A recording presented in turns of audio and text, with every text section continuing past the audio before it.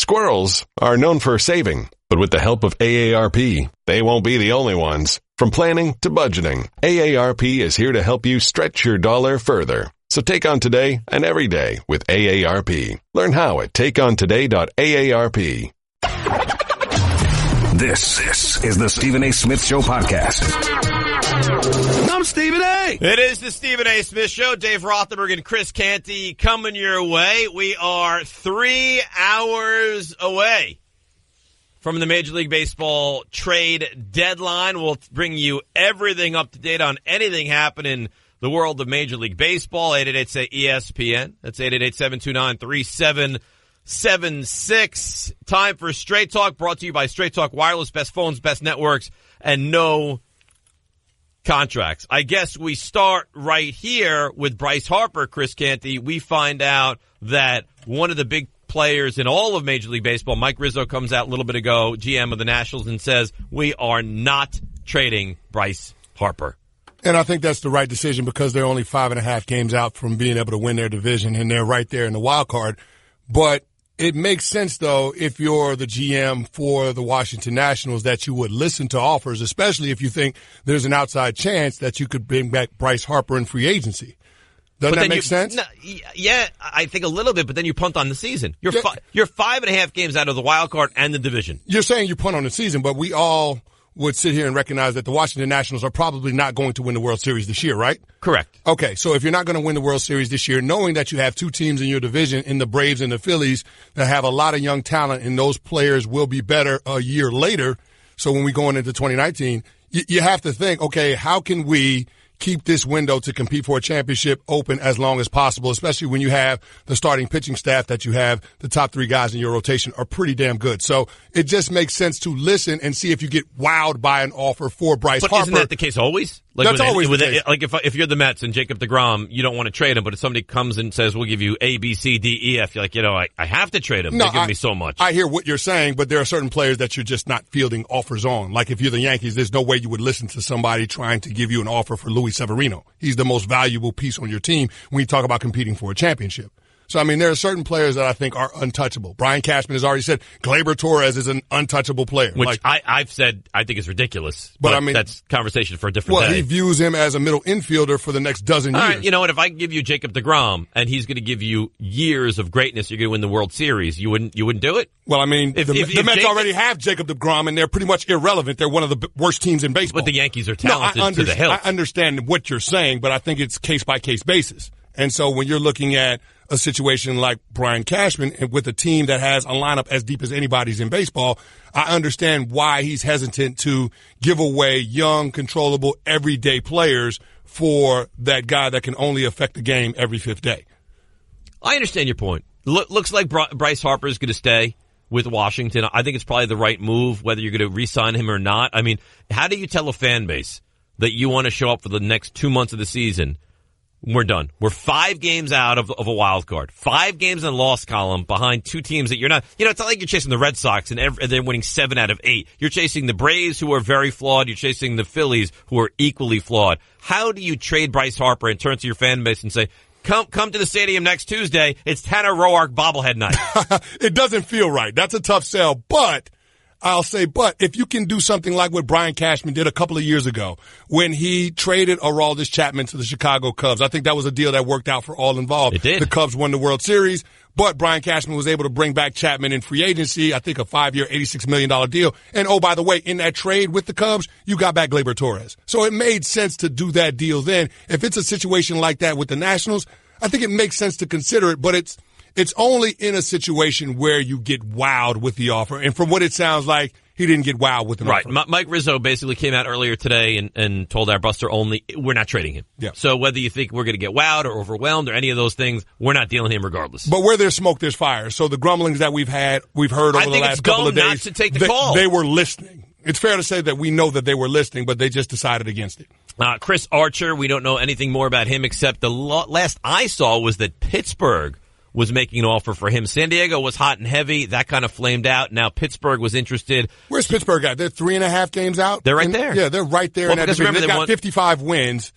So, I mean, this is a team that's been more competitive of late. They've caught fire. Their bats have really Well, they won, 10 in a row, then they lost to the Indians. Struggled. Yeah, then they beat the Mets 3 out of 4. So they've been red hot lately. They've been really, really good. So it makes sense for them to try to fortify that starting pitching staff. So, I mean, yeah, the teams are out there trying to make moves to try to get into the postseason. And if you're one of those teams that's already there, you're trying to do something before the deadline at 4 p.m. today that can definitively improve your ball club and give you a better chance of competing for a championship. Now, the American League is stacked, but it's pretty much set. I mean, the Astros are going to, I think, win the division, although it's gotten a little bit close. It has gotten you're closer. AJ Hinch right now. They're 3 games up. They lost last night. They're 2 games in the loss column ahead of Seattle. I still believe Houston wins it. But regardless, Boston's going. Yes. The Yankees are going. Yes. Cleveland's going. Houston's by default. going. Right, by default, but you know what? Those are the breaks. And it's going to be either Seattle or Oakland. Now, that's going to be interesting to see who's going to be that second wild card team because the A's have been hot of late. And then you look at the Seattle Mariners. They've kind of been there all this season. They're the team that we had penciled in as the second wild card team, the team that the Yankees were going to have to ultimately deal with until Oakland has done what they've done lately. So, I mean, it's going to be interesting what happens in the second half of the season. But in looking at a team like the Yankees, and when we've discussed this, Dave, you looked at their starting pitching staff as an issue coming into the season. The first half of this season, they've been relatively good. The starting pitching staff has not disappointed you. But now it seems like you're starting to get a couple of hiccups with some guys that you thought you would be able to depend on, that being Luis Severino the last couple of outings. He's been hit hard. He's been bad. Sabathia wasn't great in his outing. So, I mean, it's one of those things. As a Yankees fan, I get a little bit concerned. I know that Brian Cashman has gone out there. He's made moves. I love them bringing back J-Happ, a pitcher that's had success against a team like the Red Sox, who's a team you're trying to chase in your division. And then Lance Lynn, somebody that can be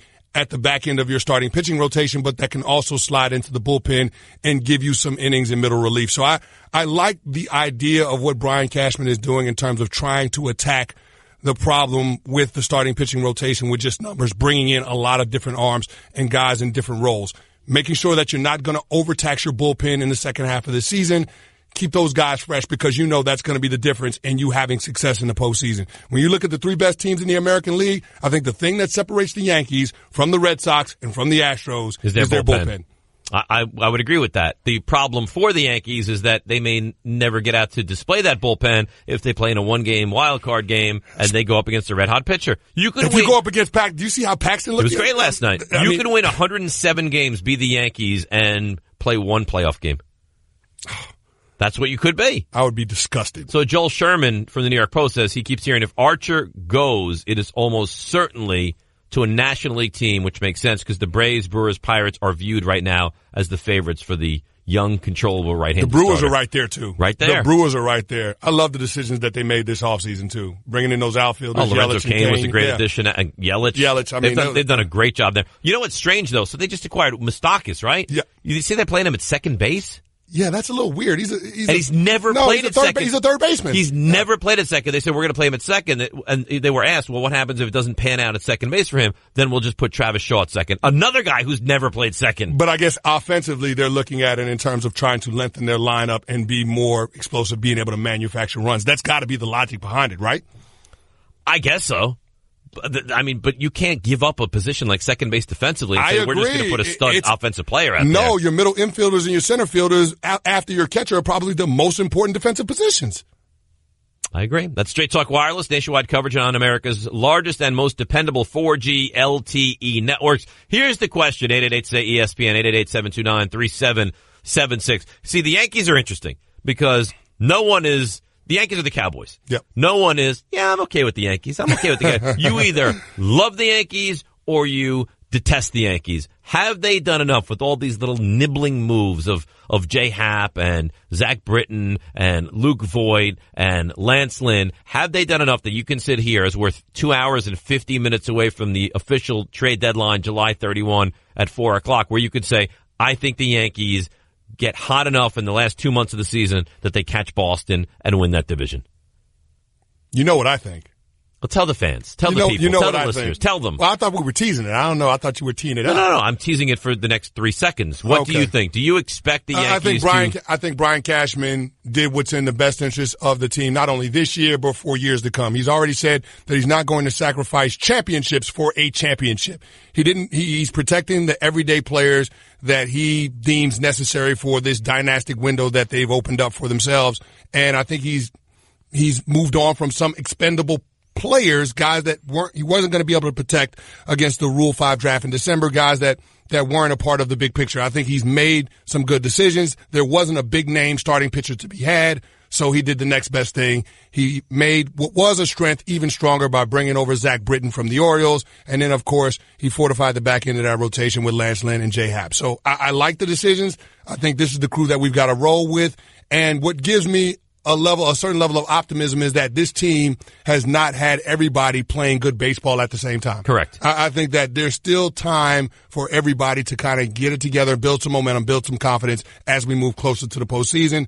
But I just wish that they had a little more urgency in doing so, because right now I don't feel good about the way that this team is playing. All right, here's what we got on the Stephen A. Smith Show with Dave Rothenberg and Chris Canty. 888-SAY-ESPN, 888-729-3776. On the table, Bryce Harper. They said they won't trade him. Should they trade him? Should they throw in the towel and admit in Washington it's not happening this year? Chris Archer. If you're the Yankees, do you make a play for him? Sounds like that will not be the case. He sounds like he's going to be going to the National League. Pirates, Brewers, Diamondbacks, someone like that. Yankees, small moves. I mean, listen, Britton's not a small move.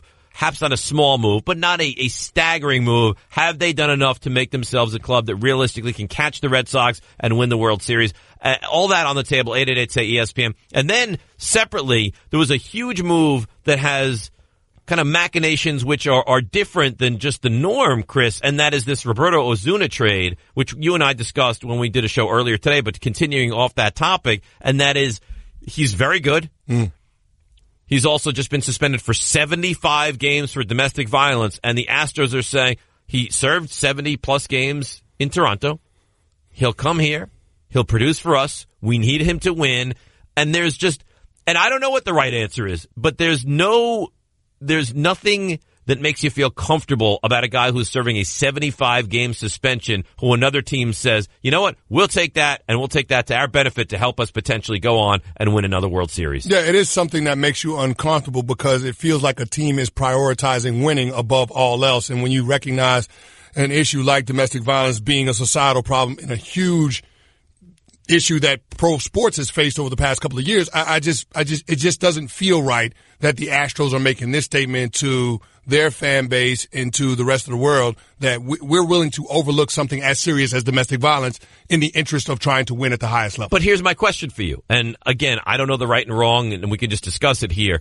Don't you think that almost every fan listening right now of their team, whether it's baseball, football, basketball, hockey, whatever it is, if I said you can make an upgrade to your team, trade a little something, they trade Ken Giles, get back a better piece, and it's going to give you a better chance to win the Super Bowl, World Series, Stanley Cup, whatever you want to say. Don't you think that most fan bases right now would say, you know what, I want it, give that to me? Yeah, I think most fans would, because fans have this affinity for their teams. It's one of those things. They want their team to do whatever it takes to try to win, and it's a situation where it's a sliding scale. You're willing to overlook some things or deal with certain bags that a player might bring to the table if you recognize that the talent is going to take your team to that next level. And I think in the Osuna situation, that's exactly what the Astros did. You see that team and you say, what's the thing that they need to improve in order to repeat as champions? I think everybody would point to that bullpen. They upgraded their starting pitching staff this offseason by bringing in Garrett Cole.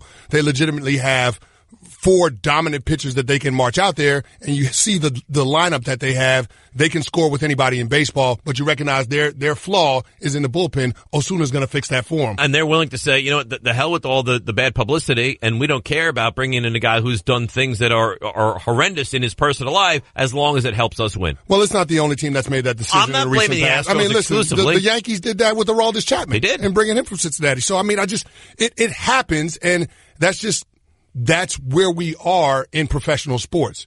Teams are going to do what's in the best interest of the organization, and some of the other things that we're dealing with in terms of the reality of sports and the intersection with society, they're willing to look past in order to win at the highest level. Doesn't make it right, but it's what it is. I don't know that it's right. I don't know that it's wrong. I think it's certainly worthy of discussion. Buster Olney, ESPN MLB insider, was on with Golick and Wingo this morning and said the Astros statement on Osuna is kind of somewhat hypocritical here.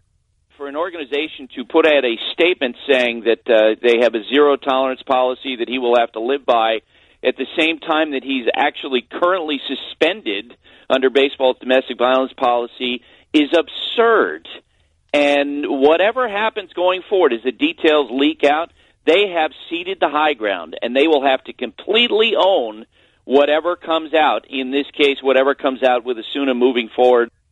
And what a bizarre story. You're trading for a guy that's in the midst of a 75-game domestic violence suspension? I mean, for Major League Baseball to give him that kind of suspension, you have to think that they have some information, and what they found in their investigation was so egregious, was so despicable that it warranted that type of suspension. Buster only goes on to say, in fact, 75 games, if more comes to light, he could get a longer suspension. I don't know how they can look anything other than hypocritical. And here's something else to keep in mind, too, Golick, that if more information emerges in this case, Major League Baseball could reopen it, and he could face an even longer suspension, more discipline from Major League Baseball. Their stance has been all along that they base the 75-game suspension on what they know. If more comes out, there could be a longer suspension, and the Astros will have to answer for that as well. I mean, it's an unbelievable story. And the thing is, I bet you most Astros fans are saying, you know what? Gives us a better chance to win, because you know this to be true. When we get to October, 9th inning, Game 7, Astros-Yankees, would you rather trot Ken Giles or Roberto Osuna to the mound? And the answer for everyone is Roberto Osuna. No question about it. And Astros fans are probably saying to yourself, this guy is worth the negative publicity and all the things that come along with him just because of what he represents and the potential to be able to repeat as champs. So, I mean, I get why so many people around sports are uncomfortable with it, but this is the reality of professional sports. What's a crappy reality? I mean, it's unfortunate, but that's where we are. That's where we are, Dave. There's no other way to explain why the Astros would make this type of decision. Because I think, and they're right, that it gives them a better chance to win. And winning, and again, I don't know that it's wrong, but winning trumps all. But, I mean, listen, it's just the decisions that you have to make. I mean, people, here's the thing. You're a huge Giants fan. Huge. And if there was a player that was a fringe or a marginal guy and had some baggage in the realm of domestic violence, you know the situation. Matter of fact, the situation that they had to deal with the kicker a couple of years ago. Josh Brown. Sure. Josh Brown. The Giants tried to stand by Josh Brown until more information came out, and then there became that increasing public pressure to suspend Josh Brown or to move on from Josh Brown. And the only reason that the Giants did so was because the juice wasn't necessarily worth the squeeze. Same thing with Ray Rice. He wasn't worth it at that point. Ray Rice in the Baltimore Ravens, I was actually on the team when that was going on, and because Ray Rice was approaching 30, and you saw the pay scale, he was making over $8 million a year, the Ravens decided to move on from him just because they didn't look at it as Ray Rice being a player that could potentially impact winning at the highest levels with that team. It wasn't worth the negative publicity. It wasn't worth the backlash that you were going to get from the media and from the fan base. But when it comes to Osuna, the Astros fans are probably looking at it and saying, this is the guy that's going to help us repeat as world champs. And he very well might. Become a new card member. Discover Card will match all the cash back that you've earned, dollar for dollar, at the end of your first year. Learn more at discover.com/match. Limitations apply. Dave Rothenberg, Chris Canty in for Stephen A. 888-SAY-ESPN, 888-729-3776. Let's go out to Mark in L.A. Mark, you're on ESPN Radio. Hey, guys. Good morning. I think it's kind of I get where we are to say, winning trumps all right now, but it shouldn't. And I think as the culture continues to change in baseball, in management, everywhere, and you get a lot of these older guys out of their executive offices, you're going to start to see more situations like with the Dodgers in Aroldis Chapman, where they were all in to acquire him. He would have made the team better, and they made the conscious decision to say, we don't want a part of this. And I think that needs to continue to happen. Guys need to lose their jobs for being disgusting human beings, and the ability to throw a ball shouldn't overcome that. Now, on the flip side, and I understand it's a very difficult issue, if you're going to serve 75 games and you're going to receive the punishment, are you not deserving of a second chance in society and in the game that you play. I believe in second chances. I mean, in pro sports and everywhere else in our society. But I think that the player has to show a level of contrition, accept accountability for their actions, and face potential discipline before I'm willing to give them said second chance. Now, all of that being said, the fact that he's still a commodity, I think, is what bothers me so much. Because the Astros actively went out in the marketplace and traded for him. You're in the midst of a 75-game suspension, but we like you so much, and we know that you can make us better. We're willing to roll the dice and bring you in midst of suspension. I get it, Dave, but these front office executives, their job security is based on what? Is it based on being the moral compass for society, or is it based on winning? It's based on winning. So until that changes, you're going to see more of the same in professional sports. Yeah, it's not going to go away. It's not going to go away. But then you get the ones like Ray Rice.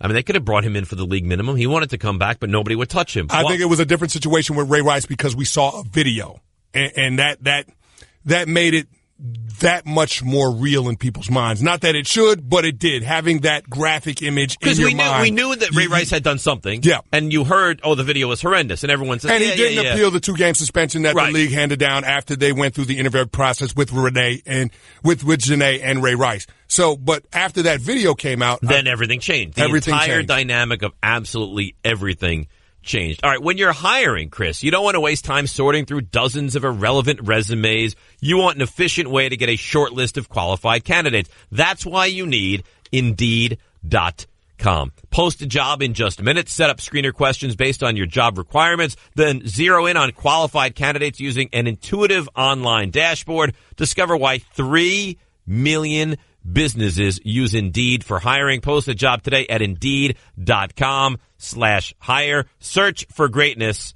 Search Indeed. So it is trade deadline day. I want to go back there. Bryce Harper is going to go nowhere. Leonis Martin to the Indians from the Tigers. The Diamondbacks acquire Brad Ziegler, the submarine-throwing right-handed bullpen pitcher from Miami. And apparently the Yankees have what I'm being told is soft interest in former NL MVP Andrew McCutchen.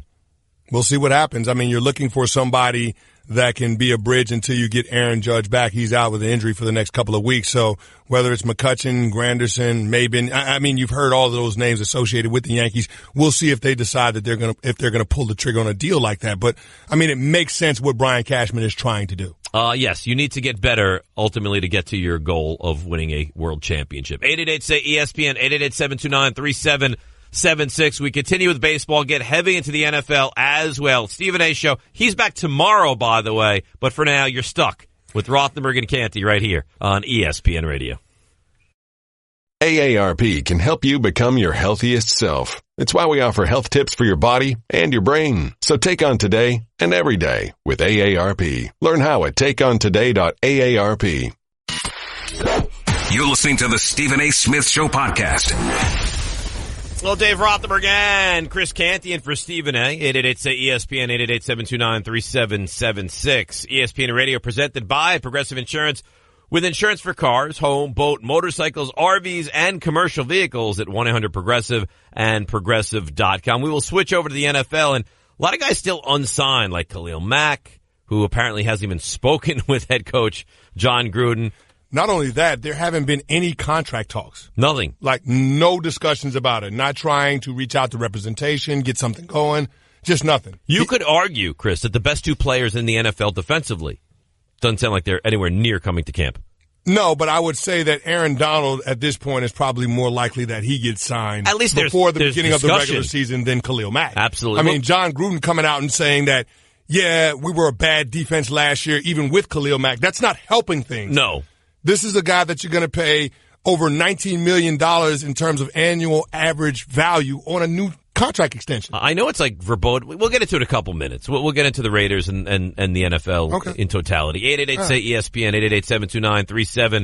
888-729-3776. Again, MLB trade deadline. We wait. We will keep a very close eye on it. Nothing huge has gone down. Rays land Tommy Pham from the Cardinals.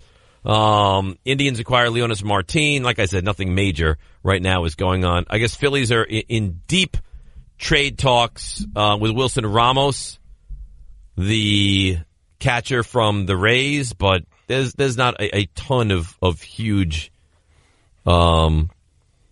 deals that look like they're going to be happening anytime soon. Yeah, it just doesn't feel like the big targets in the free agency market are going to be there to be had. Bryce Harper's not going anywhere. No. Jacob deGrom is not going anywhere. DeGrom's not going to go anywhere. So Syndergaard is not healthy and is not going anywhere. Yeah, I just don't feel like we're going to get a whole lot of pop with this trade deadline. A lot of fizzle, no pop. Let's go to Kenny in D.C. Kenny, you're on ESPN Radio.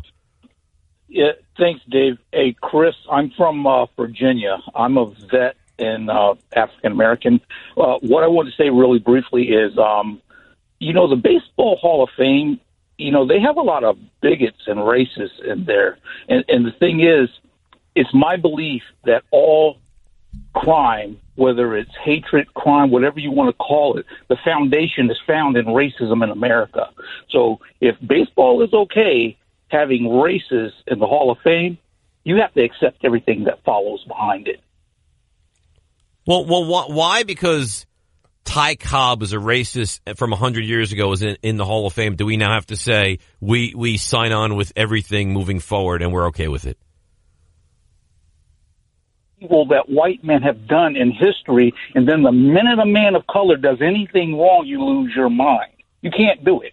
You don't get to say, well, we're going to let this guy in regardless of what he did, because, these white men did some pretty evil stuff.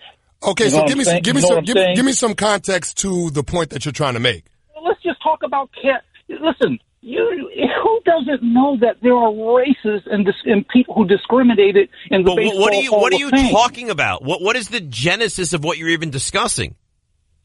Well, it's like this, man. If baseball writers are okay with white men, but Ken, again, I don't know how many times I have to ask you, what are you talking about? Like you're calling with a point on what? What prompted you to call us today? Here's the deal. You all are going off about Osuna. Oh, okay. What he all right. did. So we finally have gotten somewhere. Going off about it listen, what I'm saying is you've been going off about it for the last couple of days now. You see? But the thing Not is, really. We actually just discussed it today. But are we wrong? You don't have an issue with Roberto Osuna being acquired? Well, actually, no. If we're so high and mighty about what this man did, you need to go clean up everything else, my man. You can't hype on this person. Were we bothered by Josh Hader? I tell you what owner is giving back any money that they made during the steroid era if Barry Bonds and Mark McGwire were so wrong? How much money's been given back? I'm not going to sit here and have this nonsensical conversation. I'm not going to do it. Here's what I don't understand. We're not being high and mighty. The Astros have told you we're prioritizing talent and winning above all else. That's how it's been in professional sports, and that's how it will continue to be because these executives' job security is based on wins. It's not based on being the moral compass for society. And don't sit here and compare Mark McGwire and Sammy Sosa doing PEDs to a guy abusing his wife. Or somebody using racial slurs or gay slurs. It's not the same thing. It's not the same thing. So get your ducks in a row before you call with this nonsense. Bill in Queens. Bill, you're on ESPN Radio.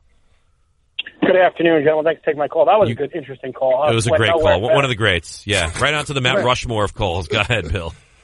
I'll preface this by saying this. You and Rick had said this when Chris was out, and when he talks about the anthem protest, you as his friend, like kind of feel for him, how impassioned Chris is, and how much it hits him in his heart when he talks about this. I'm a white guy. I teach my kids right from wrong, but I guess I look at sports like they're intertwined. Like, although NFL players, I think it was 200 of them took a knee, so it's not all sports. But then as a fan, you look at it like, we accept the wife beater, but you want me to pay attention to the NFL players taking a knee. And there absolutely is a problem with the treatment of black and brown men, women. Absolutely, I acknowledge that. But you can't give the guy who beat his wife a pass. I completely agree. You can't give him a pass, and I think that Major League Baseball has addressed it with a tough punishment, and they've given themselves the opportunity to give them further punishment if some more details come out about what happened with Roberto Osuna that they're uncomfortable with. Right. If they feel like the suspension that he served is not enough for the crime that he committed, then they've already said that we're willing to add on to the suspension that he's already serving. So I think that's good on Rob Manfred and Major League Baseball for doing that.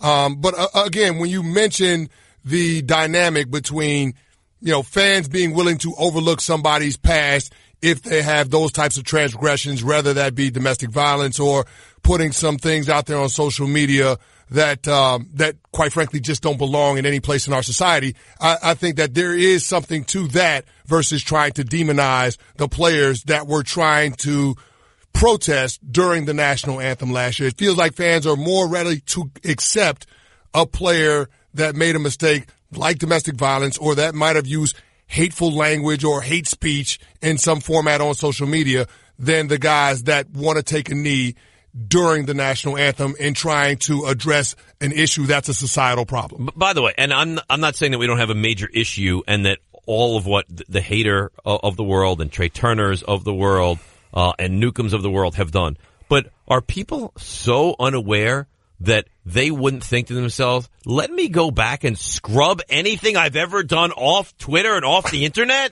But not just the players. What about their representation? The agents, the GMs, people within the organization?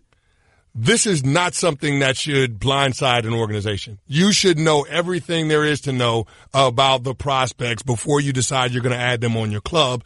And you need to be aware of what's going on with those players as they continue to be affiliated with your organization. It's absolutely unacceptable. Let's go to CB in Pasadena. CB, you're on ESPN Radio. Hey, Dave and Chris, captivating, superlative, and informative as ever. You guys are doing a great job. I know Major League Baseball were embarking on, the trade deadline. That's beautiful. But yesterday you guys were in the Giants camp. And when the Book of Eli takes the field, there's only one thing. That is to protect the shield. He steps to the left. He steps to the right. But there seems to be no receiver in sight. But then King Midas, Odell Beckham comes free. And then Eli hurls a thunderbolt to thee. Now, that the rhyming was delightful, but is there a point to the actual call, CB?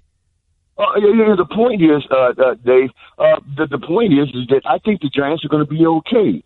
Because the NFL fans, we need to stand up and strike a match and give a shout-out.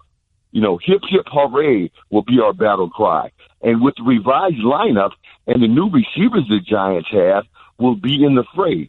So the New York Giants are looking for a brand-new day. The Giants in recent years have had the best record in December, and that's going to give opponents something to remember. Oh, my goodness. All right, well, CB, thank you for that. We've had some outstanding calls today. Really? We really have. It's just exceptional. I don't know what to say.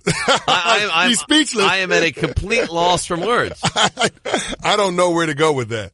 I mean, the Giants, should they be better? Do you think Yes. he had different sonnets there? Like different full paragraphs of rhymes just ready to go for wherever I reacted? No, I think he had one ready to go. He had one teed up, and then you hit him with a question, and then he fell back on something that he already done in the past. So you think it was an old school sonnet that he went back to? Yeah, it was something that he could transition to, something that he had in his back pocket. Uh-huh. Yeah. It was like Edgar Allan Poe is calling the program. Not quite. No. Not quite. Or Steve Allen Poe is what it was kind of like. All right, the Stephen A. Smith Show, 888-ESPN, 888-729-3776. We will monitor MLB trade deadline and kind of get more into the NFL. And a receiver getting paid a lot of money. Is he worth it? Canty's always going to say yes when the player's getting paid. We discuss it next. Rothenberg and Canty in for Stephen A. ESPN Radio, ESPN app.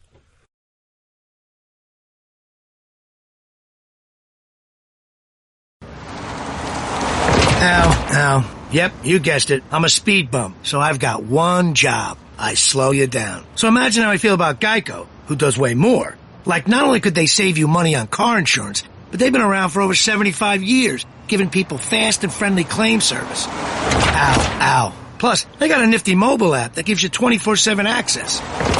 Ow. Just doing my job, buddy. Geico. Expect great savings and a whole lot more. Guess what? You're in the middle of the Stephen A. Smith Show podcast. Damn it, I mean it! It is Dave Rothenberg and Chris Canty in for Stephen A. 888-SAY-ESPN. It's 888-729-3776. ESPN Radio presented by Progressive Insurance. Commercial insurance through Progressive protects your business and your dream. Choose from over 30 coverage options at progressivecommercial.com. I found an interesting article from Bill Barnwell on ESPN.com. We'll get into in a minute. But I guess Stephon Diggs is going to get quite a handsome extension, Chris Canty. Whole lot of money for Stephon We're Diggs. talking about 5 years at about $15 million per, with, $40 million guaranteed. And he is, as good as he is, and I think he's a very good receiver, he is not in the category of Beckham or Brown or Jones or any of those guys. No, he's not those guys, but what he is a reliable Robin to Adam Thielen's Batman. And Stephon Diggs does bring the speed element to the table. I think he's more the vertical threat for the Minnesota Vikings offense. And with adding Kirk Cousins, who I think is an upgrade at the quarterback position, look for the Minnesota Vikings to try to stretch the field more and challenge the defense on the third level. John DeFilippo wants to be aggressive in his offense. You have to think that's the direction that they're going to try to take things. We already recognize they have a championship defense, but now I think that the offense is starting to come along and they can be less of a passenger and more of a part of this team competing for a championship. And this they year. are an absolute win-now mentality. They've signed a lot of their guys. They brought in the quarterback. They paid him through the nose, right? Well, you have to think they're not going to be able to keep all their pieces on the defensive side of the ball either. They won't. You know, you're going to have to address the Anthony Barr situation at some point, and you realize you're not going to be able to keep all of the pieces that you have on defense. They did lock up Danielle Hunter. I thought that was a move that they had to make. Now you've got your two edge pass rushers, but you're trying to safeties on that team. You've got the safeties and Dale and Harrison. You've got the cornerback. So, I mean, you're trying to compete for a championship, but you recognize there are some guys in the defense that you have significant draft capital invested in, Sharif Floyd, Trey Waynes, that are going to have to get contract extensions, and there's not enough money to pay everybody. So you got to try to win while you have this 3-year window with Kirk Cousins as your quarterback. This is the window. It was a golden opportunity last year. You've upgraded quarterback from Case Keenum to Kirk Cousins. We'll see what they can get done. 888-SAY-ESPN. It's 888-729-3776. Let's go to Josh in South Carolina. Josh, you're on ESPN Radio. Hey, guys. I had a quick debate, if you could help me solve it, and then a follow-up question. Did or did not Cam Newton have the same shoulder surgery as Andrew Luck? And why is it taking Luck so long and Cam has just been out there toughing it out like a big boy? Listen, I'm not going to sit here and beat up Andrew Luck. The guy took more punishment. He's been beaten up enough. The guy has taken more punishment than any quarterback I can remember in the NFL in a long time. And I don't know the specifics of the shoulder surgery for Cam Newton. Okay, but I mean, would you not think that Cam Newton's taken as much or more punishment than Luck? What's the difference? What's the difference if he's taken 50 times more or 50 times less? I mean, do you not believe that Andrew Luck is legitimately injured or has been legitimately injured? No. My question is if it was a similar surgery, why has Cam Newton been able to play but Andrew Luck hasn't? I'm not putting anybody down. I'm just simply wondering. I don't know that the surgeries were the same, and I don't honestly think it matters all that much. Obviously, Andrew Luck has been very injured. He's taken a ton of punishment. Looks like he's going to come back, and they're hopeful that it's healthy this year, but I don't really understand the comparison between those two. Let's go to Chris in Sayville. Chris, you're on ESPN Radio. Hey. I got a funny story for you. I was on the way home from vacation yesterday, and I heard you hammering this kid about being 17-year-olds making mistakes on Twitter. But yet I listened to you. You didn't drive your wife to the hospital when she had the flu because you had to go to a Giant game. I didn't go to the game. I wanted to watch the game. Okay, so really, the kid's 17. He can't vote. He can't drink. But you're hammering him. But you don't take your wife to the doctor. I think if Wellington Mara's wife was sick, he would miss the game. Chris, boy, yes. I got to tell you, Canty, the first hour of phone calls have been, whoever's producing these phone calls should probably look for new work. I mean, how is coming out with racial epithets and slurs the same to me telling my wife, I'll take you to the hospital in 3 or to the urgent care in 3 hours when the Giants game is done? I don't know how that's the same thing. I have no idea. No clue. So I'm now Josh Hader? I have no idea in what world are those the same thing. No idea. Boy, don't come to me for answers, Dave. I don't have any. You can't put your mind into those of the lunatic fan? I can't force my mind to think like that, Dave. All right, here's what we got for you. Bill Barnwell, really good article on ESPN.com. Mm-hmm. 6 teams likeliest to decline and 6 teams likeliest to improve in 2018. 6 likeliest to decline, 6 likeliest to improve in 2018. We will run through that in just a moment. It's the Stephen A. Smith Show. Rothenberg and Canty in for Stephen A. right here. ESPN Radio, ESPN app. That's just a sample of what you'll hear on the Stephen A. Smith Show. Weekdays at 1 p.m. Eastern on ESPN Radio and the ESPN app. Nowadays, everything has its own day, like National Take a Hike Day. At AARP, we're all about hikes and bikes and even swims because we're here to help you become your healthiest self. It's why we offer health tips for your body and your brain. Yeah, your brain. Today is your day to make fitness happen, and we're here to help. So take on today and every day with AARP. Learn how at takeontoday.aarp. Squirrels are known for saving, but with the help of AARP, they won't be the only ones. From planning to budgeting, AARP is here to help you stretch your dollar further. So take on today and every day with AARP. Learn how at takeontoday.aarp. This is the Stephen A. Smith Show podcast. I'm Stephen A. Dave Rothenberg and Chris Canty in for Stephen A. We are 2 hours from the trade deadline in Major League Baseball. Ken Rosenthal of The Athletic is reporting that the Brewers, Braves, and Pirates are now all very strongly in the mix for Chris Archer. Okay, so the Braves are trying to make a push. Didn't they make the move earlier to get outfielder Adam Duvall from the Reds? From the Reds. Yeah, so, yeah, they're trying to be players in the National League, and why not? It feels like this year more so than in previous years, the National League is kind of wide open. First of all, to win that division, you're not going to have to be great. Between Atlanta, Philadelphia, and Washington, and God knows what's going on with the Nationals. Dodgers are good, Cubs are good, Brewers seem good. To win that National League East is not going to take a tall order. So if you bring in a guy like Chris Archer, might put you over the top. Yeah, to go along with what you got from Newcomb and all the other guys on the pitching staff, you feel good about what the Atlanta Braves are putting together. So, I mean, that's an up-and-coming young team, and I feel like management is sending the right message by trying to be aggressive and trying to go for it now. But you realize that this is just the beginning for that Braves team. They're going to be around for the foreseeable future. They've built themselves well. Yeah. Bob Nightingale from USA Today says the Chris Archer trade talks with the Rays is slowing up the Matt Harvey market. Teams have to find out first whether they can land Archer before turning to what to me is a very backup plan of Matt Harvey. It feels like it's going to escalate pretty quickly. We only got a couple of hours until the deadline. Then this is what becomes fun. So anything that happens, we will certainly bring it your way.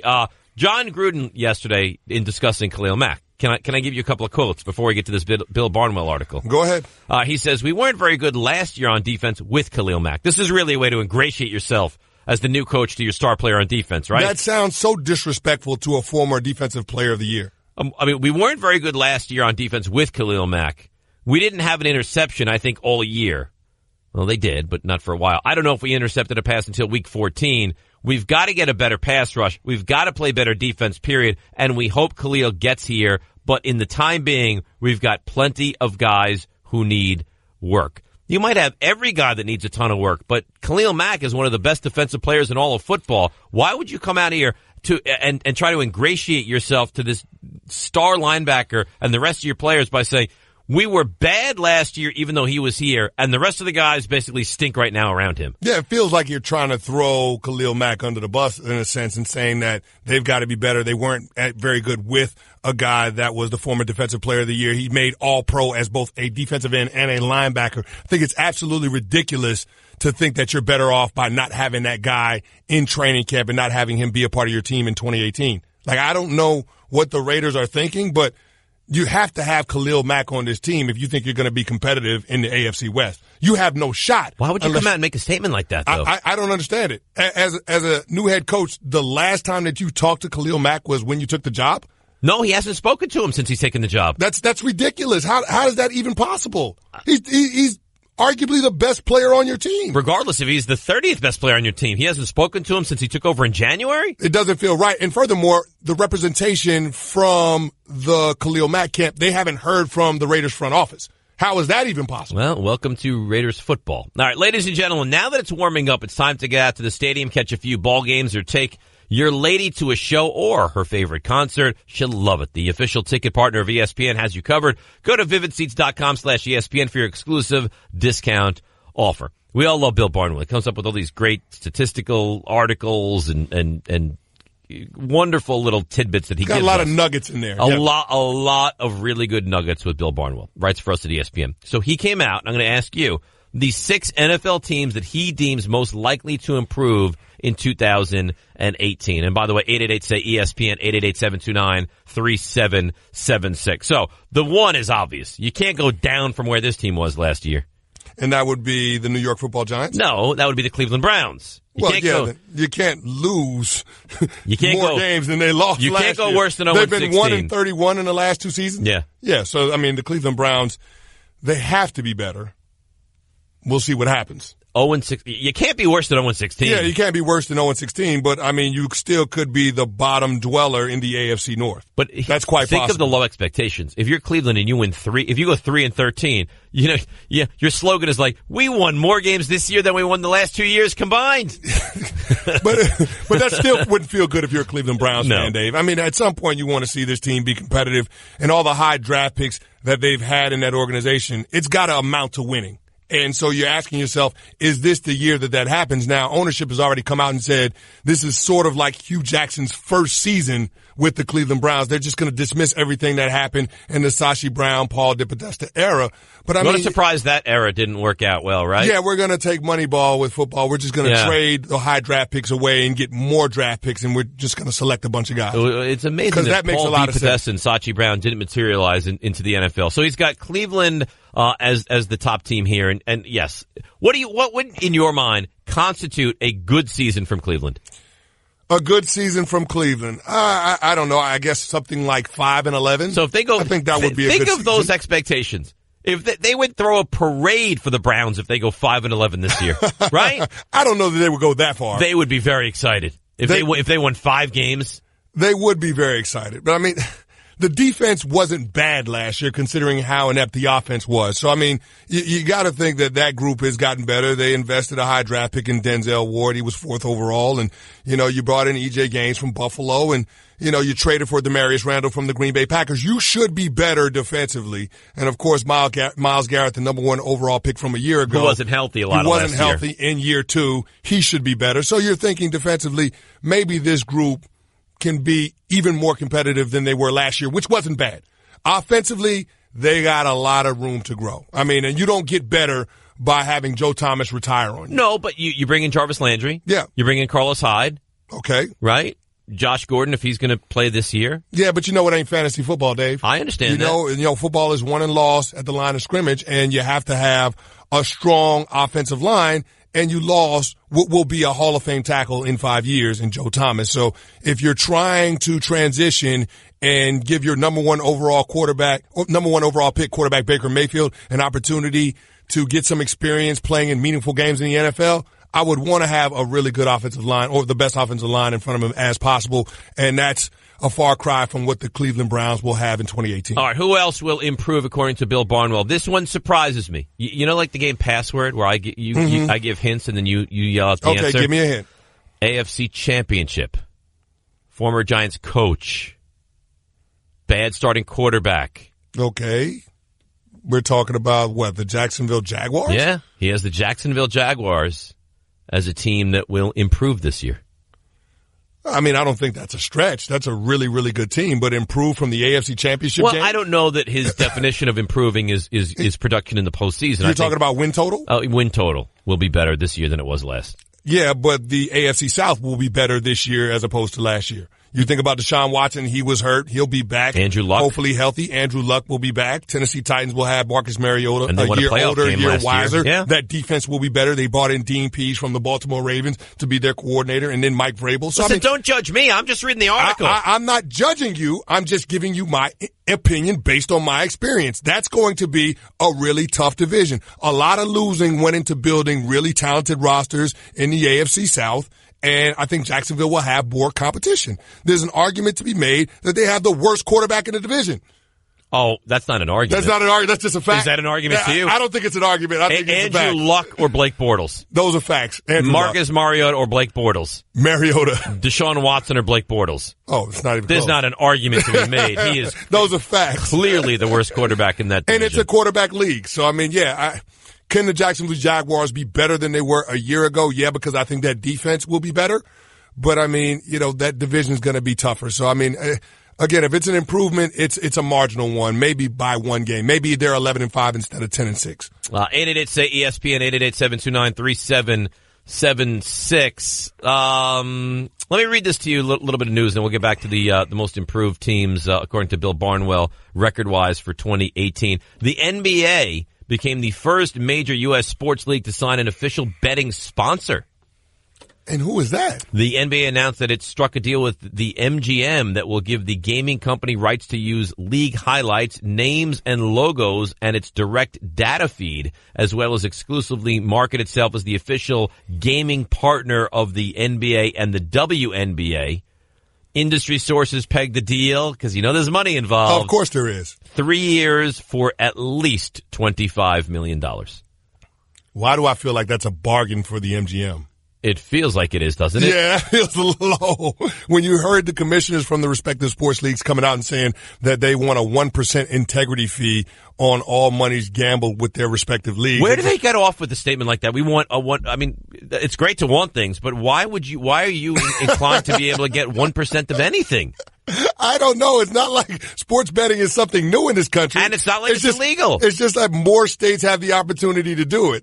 I don't understand it, but I mean, that's what they want. I get that. It's good to want things, Chris. Owners are looking for more revenue streams. They're always trying to, do things in the interest of the bottom line and try to make as much money as possible. And I understand it.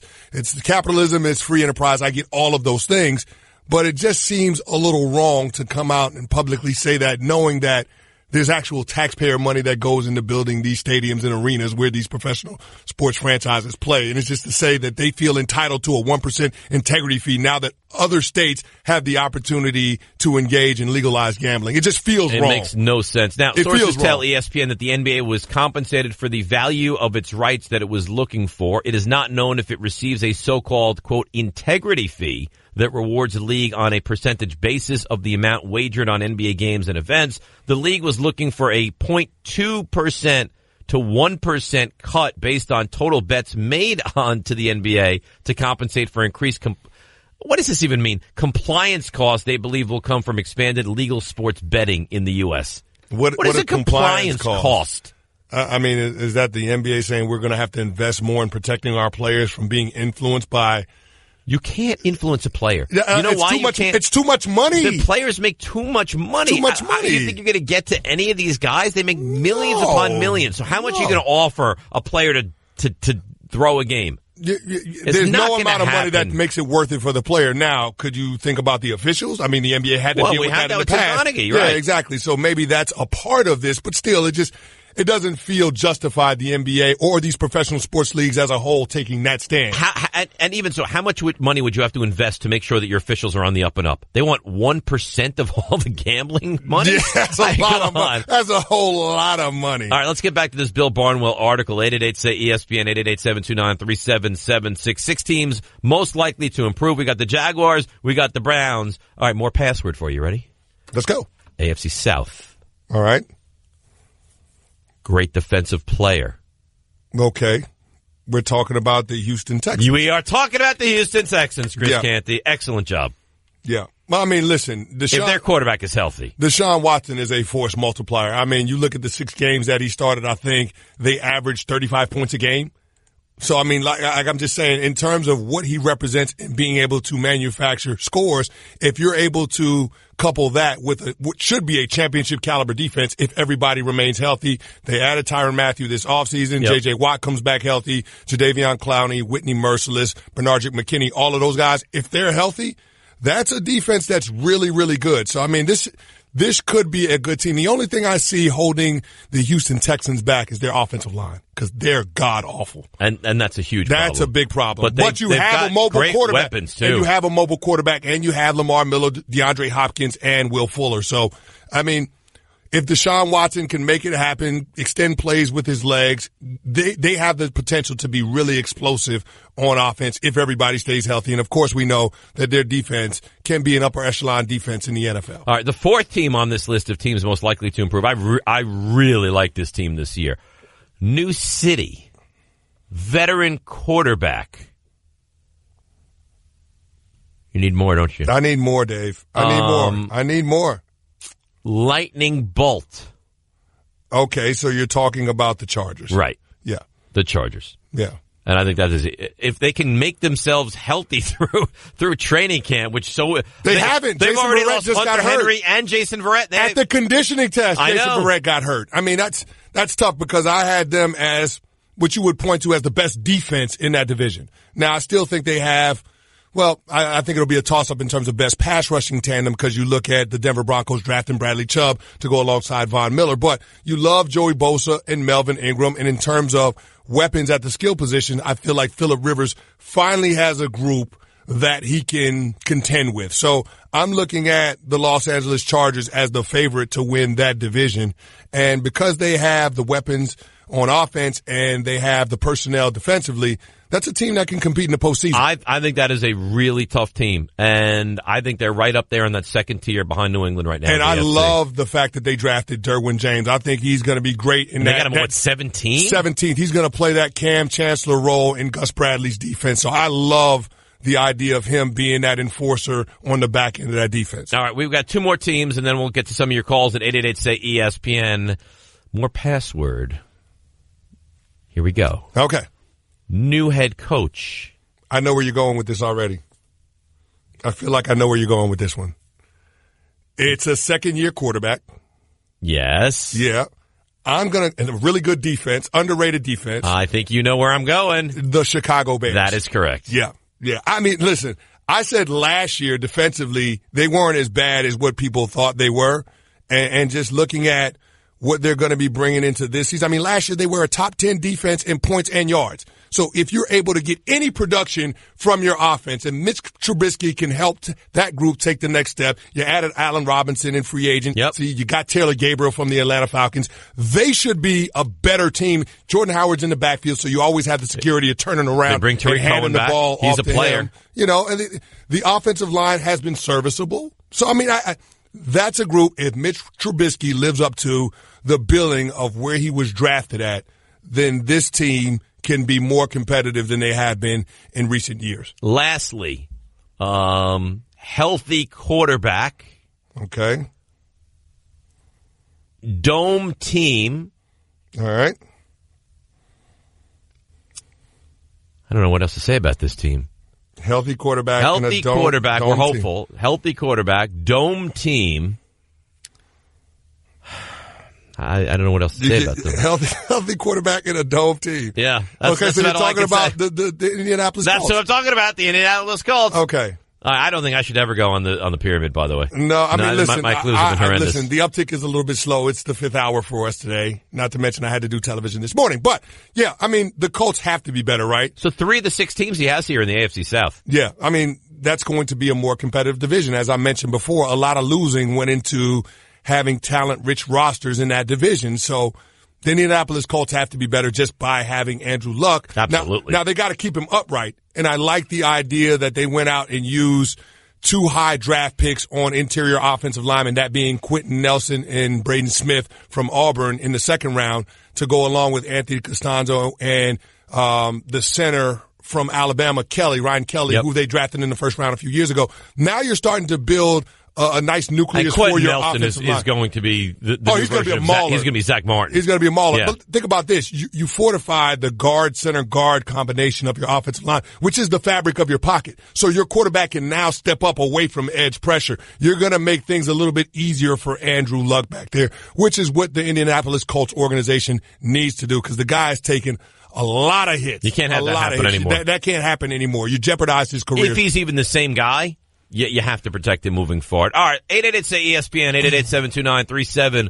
888-729-3776. Let's go to Anthony.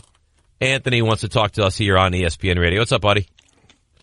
Hey, guys. Thanks for having me. I listen to your show all the time. Well, Stephen A's show, but you guys are amazing also. Just want to touch a little point here. Now, in San Antonio, Texas, it's cowboy country, but I am a hardcore New York Giants fan, so I got to touch a little bit on the NFC East. Now, not taking any sides, I strongly believe Philly is going to repeat for the first time in a long time as NFC East champs, but I feel like the Giants have the ability to not just improve, but snatch a wild card this year. Redskins, I think, will actually improve. That's kind of a shot in the dark there because of Kirk Cousins and their gameplay. And I actually think Dallas will finish last. What do you guys think? Help me make my dream come true. So you're saying the Redskins will be a lot better now that A.S.Smith is the quarterback and they've moved on from Kirk Cousins? Correct, yes. Going on with a veteran, going on with someone who plays a little more aggressive, not afraid to throw the deep ball. I think Washington will just – I mean, they won't It's funny that win you the say division, not afraid to throw the deep ball. Because that's been the knock on Alex Smith, and thanks for the call, Anthony, the knock on Alex Smith for his entire career outside of last season is that he refused to go downfield. No, I would be surprised if the Cowboys came in last place in that division. I would be surprised if that happened too. I think all signs point to the Redskins coming in last place, although I do think that they have the opportunity to improve. And I know they were 7-9 last year, but could they be an 8-8 ball club? Sure. Yeah, I mean, I think that's possible. But I mean, I think it's the division. If I were going to say who do I think is going to win it, I'm going to say the Eagles are going to repeat. It kind of feels like it's Philly and everybody else. And I know it's a tough sell because you haven't had a repeat champion for forever in the NFC East, but it just seems like from a talent perspective, Philly is loaded. I mean, even when you look at the quarterback position, they lost a quarterback that was playing at an MVP type of level, and the backup came in and went 5-1, and he was Super Bowl 52 MVP. So I mean, that's what which you're dealing actually with. Scares me for a reason. I'm going to tell you why. Not Philly winning, because that's I know why. I know why right. It scares you. Because you win with Nick Foles, and oftentimes teams and fans will say, it's hard to motivate for another year. Right? You just won. You had a long season. You played 4 extra games. It's hard to motivate and get back to that level. But the most important player on the team, he didn't really win. Now, he was responsible for getting them to the 1 seed, and he's great, and I take nothing away from Carson Wentz. But he has something to be motivated by, and he has something to play for, and that worries me. Yeah, he does have a chip on his shoulder, but that presents another problem for Doug Peterson and the coaching staff as well as the medical staff. They've got to kind of pull in the reins on Carson Wentz because you recognize that we're only 8 months removed from him having, reconstructive surgery on his knee. I mean, he had ligament damage. It usually takes about a year to recover from that type of injury. And so the fact that he didn't start training camp on the PUP list, he's trying to push himself because, again, like you said, he's motivated by the fact that the team won the Super Bowl without him. He wants to prove that he's a difference maker and not just a passenger on a really talented team. We know that that's true, but he wants to be. Real or not, there's going to be that thought in his mind. Right. And he wants to say, I want to start and win a Super Bowl, and he did not do that. Exactly. And so he's going to push the envelope and try to get back as soon as possible. You don't want him to jeopardize his health anymore because you recognize he's the future of your franchise. So I think it presents a tough situation for Doug Peterson because once you insert Carson Wentz as the starting quarterback, there is no going back. If he struggles a little bit, you can't pull the plug on him and go to Nick Foles. No. Like, you've got to show confidence. This is Carson Wentz's team, and when he gets the call, it is his team the rest of the way. Exactly. So you've got to make sure that when he becomes the starting quarterback again, that he's ready to do so from a health perspective, but he's also ready to do so from a production standpoint. By the way, do you realize 5 weeks from Thursday? It's the kickoff of the regular season? Eagles, Falcons, 5 weeks I from can't Thursday. wait, Dave. All right, Discover Card, Chris, believes anniversaries should be a time of celebration, not obligation. That's why they think annual fees they're ridiculous. And now, just for giving them a try, Discover will give new card members a 1-year anniversary gift they'll never forget. At the end of your first year, they'll match all the cash back you've earned dollar for dollar. No caps and no catches. Try it and believe it at discover.com/match. Only for new card members. Limitations apply. 888-SAY-ESPN. It's 888-729-3776. You heard Cleveland, Jacksonville, Houston, the Chargers, the Bears, and the Colts as the 6 teams likeliest to improve in 2018. Who are the 6 likeliest to decline in 2018? We will tell you next. It's the Stephen A. Smith Show with Dave Rothenberg and Chris Canty right here on ESPN Radio and the ESPN app. AARP can help you become your healthiest self. It's why we offer health tips for your body and your brain. So take on today and every day with AARP. Learn how at takeontoday.aarp.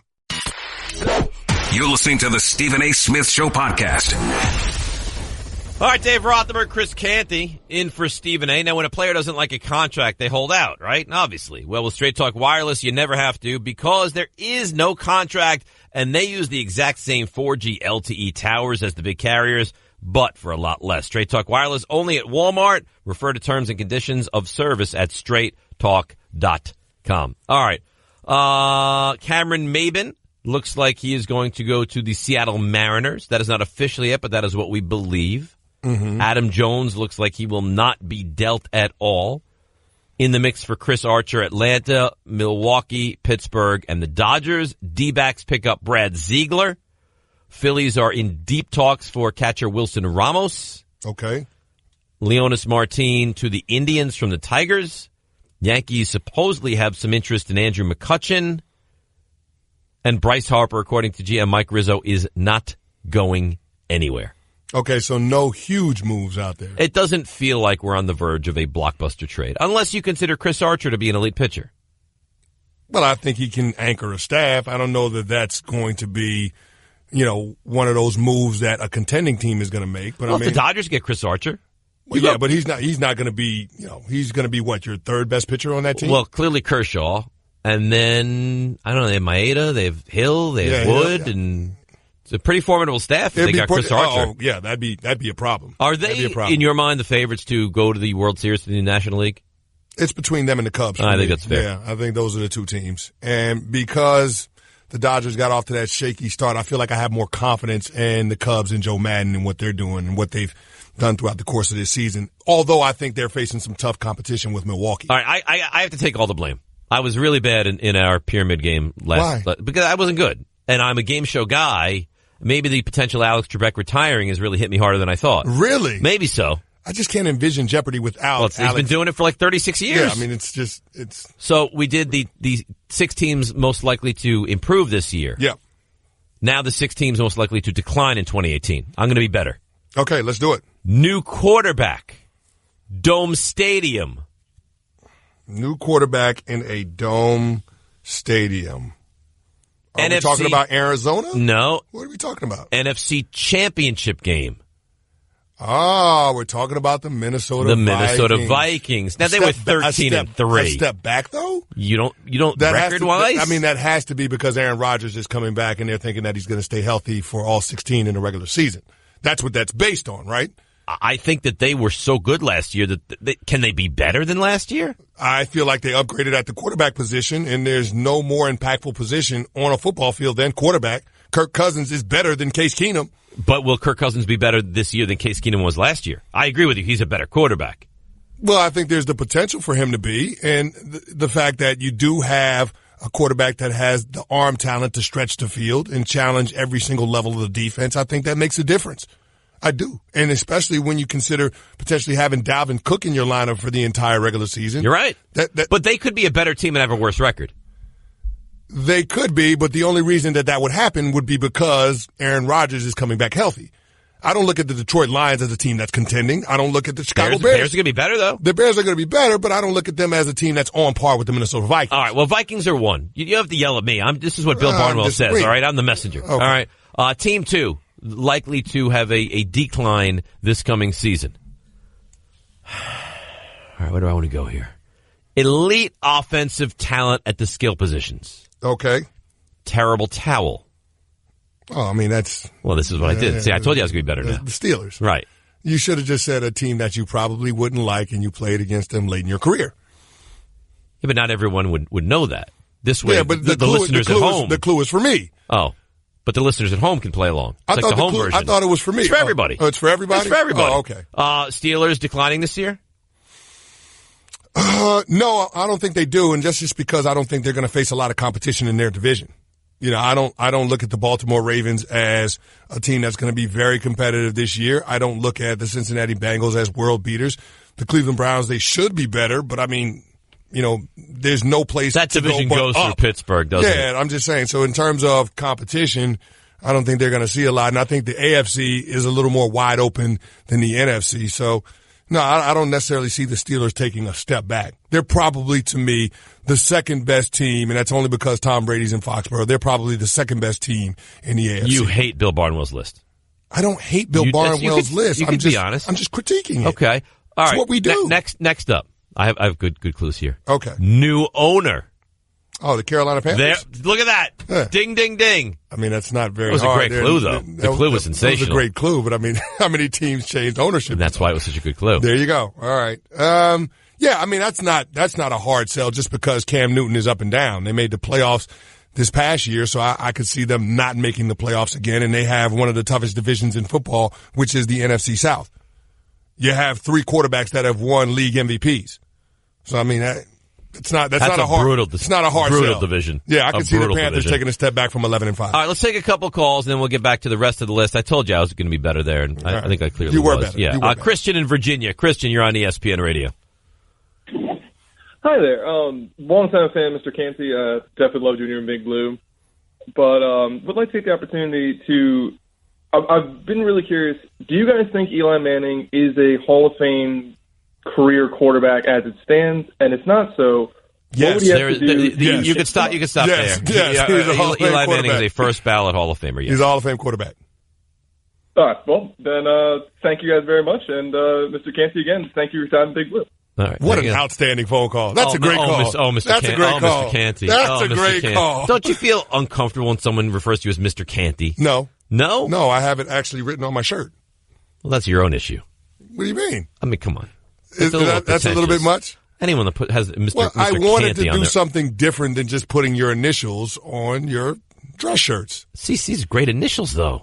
It's cool, but there's so many different CCs, and I just felt like, Mr. Canty was that thing that just kind of, I could make it my own. You know where I got that from, though?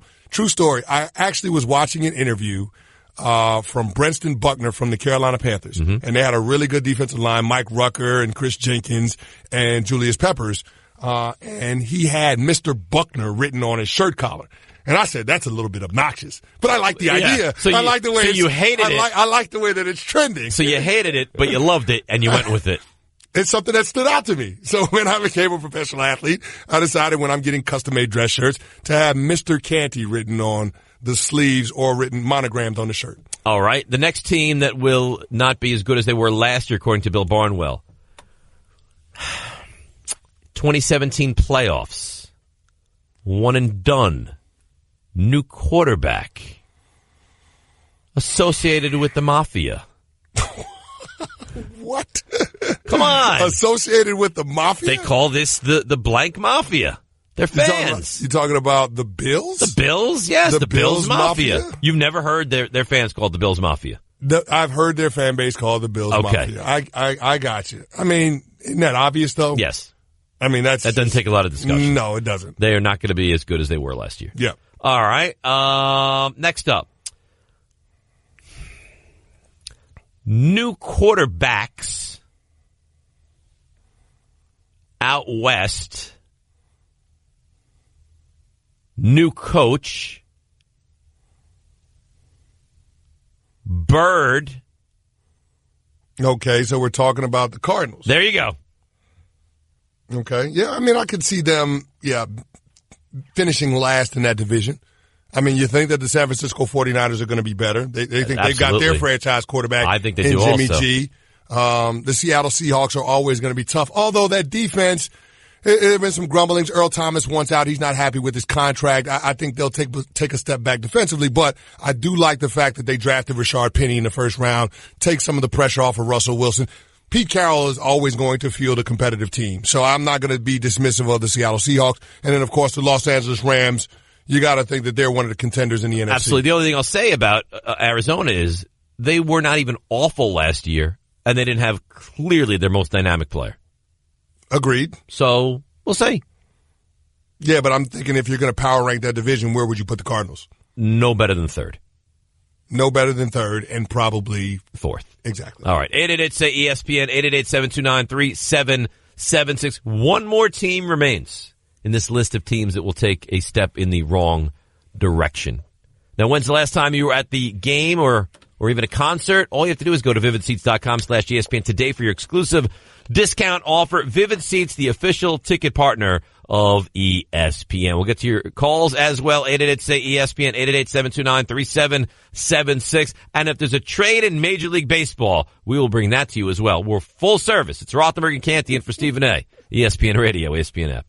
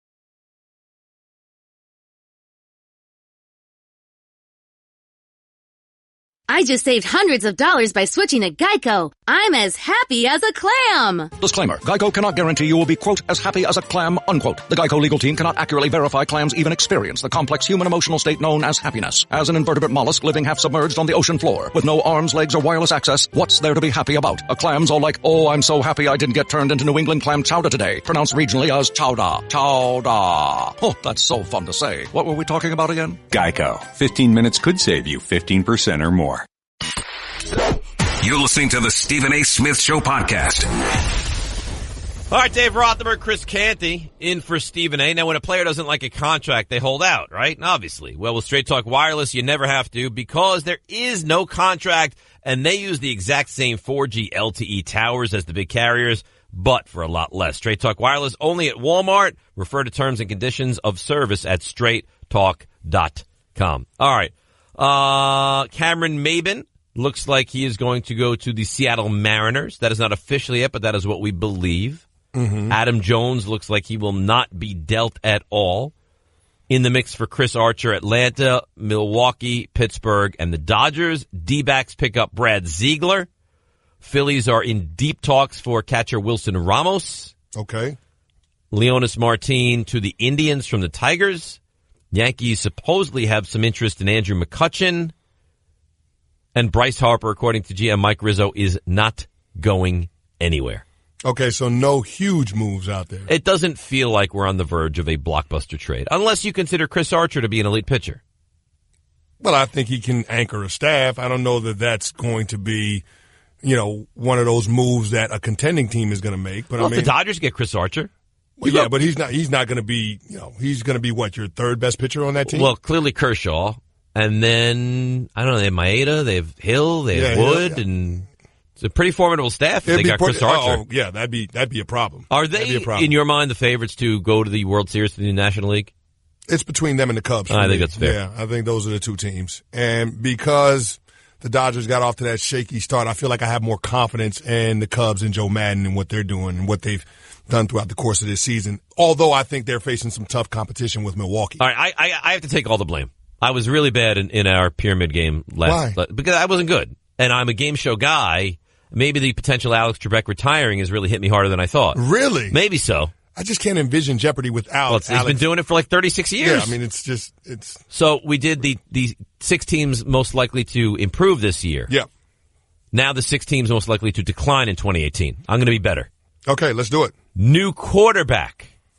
Dome Stadium. New quarterback in a dome stadium. Are we talking about Arizona? No. What are we talking about? NFC Championship game. We're talking about the Minnesota Vikings. Now, they were 13-3. A step back, though? You don't record-wise? I mean, that has to be because Aaron Rodgers is coming back, and they're thinking that he's going to stay healthy for all 16 in the regular season. That's what that's based on, right? I think that they were so good last year that can they be better than last year? I feel like they upgraded at the quarterback position, and there's no more impactful position on a football field than quarterback. Kirk Cousins is better than Case Keenum. But will Kirk Cousins be better this year than Case Keenum was last year? I agree with you. He's a better quarterback. Well, I think there's the potential for him to be, and the fact that you do have a quarterback that has the arm talent to stretch the field and challenge every single level of the defense, I think that makes a difference. I do. And especially when you consider potentially having Dalvin Cook in your lineup for the entire regular season. You're right. But they could be a better team and have a worse record. They could be, but the only reason that would happen would be because Aaron Rodgers is coming back healthy. I don't look at the Detroit Lions as a team that's contending. I don't look at the Chicago Bears. The Bears are going to be better, though. The Bears are going to be better, but I don't look at them as a team that's on par with the Minnesota Vikings. All right, well, Vikings are one. You have to yell at me. This is what Bill Barnwell says, all right? I'm the messenger. Okay. All right, team 2, likely to have a decline this coming season. All right, where do I want to go here? Elite offensive talent at the skill positions. Okay. Terrible towel. Oh, I mean, that's... Well, this is what I did. See, I told you I was going to be better now. The Steelers. Right. You should have just said a team that you probably wouldn't like and you played against them late in your career. Yeah, but not everyone would know that. This way, but the listeners at home... The clue is for me. Oh. But the listeners at home can play along. It's like the home version. I thought it was for me. It's for everybody. Oh, it's for everybody? It's for everybody. Oh, okay. Steelers declining this year? No, I don't think they do, and just because I don't think they're going to face a lot of competition in their division. You know, I don't look at the Baltimore Ravens as a team that's going to be very competitive this year. I don't look at the Cincinnati Bengals as world beaters. The Cleveland Browns, they should be better, but I mean, you know, there's no place that to division go goes through Pittsburgh, doesn't it? Yeah, I'm just saying. So in terms of competition, I don't think they're going to see a lot, and I think the AFC is a little more wide open than the NFC. So. No, I don't necessarily see the Steelers taking a step back. They're probably, to me, the second best team, and that's only because Tom Brady's in Foxborough. They're probably the second best team in the AFC. You hate Bill Barnwell's list. I don't hate Bill Barnwell's list. You can be honest. I'm just critiquing it. Okay. All right. It's what we do. Next up. I have good clues here. Okay. New owner. Oh, the Carolina Panthers? Look at that. Yeah. Ding, ding, ding. I mean, that's not very hard. That was a great clue, though. The clue was sensational. It was a great clue, but I mean, how many teams changed ownership? And that's why it was such a good clue. There you go. All right. Yeah, I mean, that's not a hard sell just because Cam Newton is up and down. They made the playoffs this past year, so I could see them not making the playoffs again, and they have one of the toughest divisions in football, which is the NFC South. You have 3 quarterbacks that have won league MVPs. So, I mean, it's not a hard brutal sell. division. Yeah, I can see the Panthers taking a step back from 11-5. All right, let's take a couple calls, and then we'll get back to the rest of the list. I told you I was going to be better there, and I think I clearly was. Better. Yeah. You were better. Christian in Virginia. Christian, you're on ESPN Radio. Hi there. Long-time fan, Mr. Canty. Definitely loved you in Big Blue. But would like to take the opportunity to I've been really curious. Do you guys think Eli Manning is a Hall of Fame career quarterback as it stands? And if not so, yes, what would he have to do? Yes. You could stop there. Yes, he's a Hall of Fame Eli Manning is a first ballot Hall of Famer. Yes. He's a Hall of Fame quarterback. All right. Well, then thank you guys very much. And Mr. Canty, again, thank you for your time, Big Blue. All right, what an outstanding phone call. That's a great call. That's a great call. Mr. Canty. That's a great call. Don't you feel uncomfortable when someone refers to you as Mr. Canty? No. No? No, I have it actually written on my shirt. Well, that's your own issue. What do you mean? I mean, come on. That's a little bit much? Anyone that has Mr. Well, Mr. I wanted Canty to do something different than just putting your initials on your dress shirts. CC's great initials, though. It's cool, but there's so many different CCs, and I just felt like, Mr. Canty was that thing that just kind of, I could make it my own. You know where I got that from, though? True story. I actually was watching an interview from Brenston Buckner from the Carolina Panthers, and they had a really good defensive line, Mike Rucker and Chris Jenkins and Julius Peppers, and he had Mr. Buckner written on his shirt collar. And I said, that's a little bit obnoxious. But I like the idea. So I like the way you hated it. I like the way that it's trending. So you hated it, but you loved it, and you went with it. It's something that stood out to me. So when I became a professional athlete, I decided when I'm getting custom-made dress shirts to have Mr. Canty written on the sleeves or written monogrammed on the shirt. All right. The next team that will not be as good as they were last year, according to Bill Barnwell. 2017 playoffs. One and done. New quarterback. Associated with the mafia. What? Come on. Associated with the mafia? They call this the blank mafia. They're fans. You talking about the Bills? The Bills? Yes, the Bills Mafia. You've never heard their fans called the Bills Mafia? I've heard their fan base called the Bills Mafia. I got you. I mean, isn't that obvious, though? Yes. I mean, that doesn't take a lot of discussion. No, it doesn't. They are not going to be as good as they were last year. Yeah. All right. Next up. New quarterbacks out west. New coach. Bird. Okay, so we're talking about the Cardinals. There you go. Okay. Yeah, I mean, I could see them, finishing last in that division. I mean, you think that the San Francisco 49ers are going to be better. They think they've got their franchise quarterback. I think they in do Jimmy also. G. The Seattle Seahawks are always going to be tough. Although that defense, there have been some grumblings. Earl Thomas wants out. He's not happy with his contract. I think they'll take a step back defensively, but I do like the fact that they drafted Rashard Penny in the first round, take some of the pressure off of Russell Wilson. Pete Carroll is always going to field a competitive team, so I'm not going to be dismissive of the Seattle Seahawks. And then, of course, the Los Angeles Rams, you got to think that they're one of the contenders in the NFC. Absolutely. The only thing I'll say about Arizona is they were not even awful last year, and they didn't have clearly their most dynamic player. Agreed. So we'll see. Yeah, but I'm thinking if you're going to power rank that division, where would you put the Cardinals? No better than third. No better than third, and probably fourth. Exactly. All right. 888-SAY-ESPN, 888-729-3776. One more team remains in this list of teams that will take a step in the wrong direction. Now, when's the last time you were at the game or even a concert? All you have to do is go to vividseats.com/ESPN today for your exclusive discount offer. Vivid Seats, the official ticket partner of ESPN. We'll get to your calls as well. 888-SAY-ESPN, 888-729-3776. And if there's a trade in Major League Baseball, we will bring that to you as well. We're full service. It's Rothenberg and Canty in for Stephen A. ESPN Radio, ESPN app.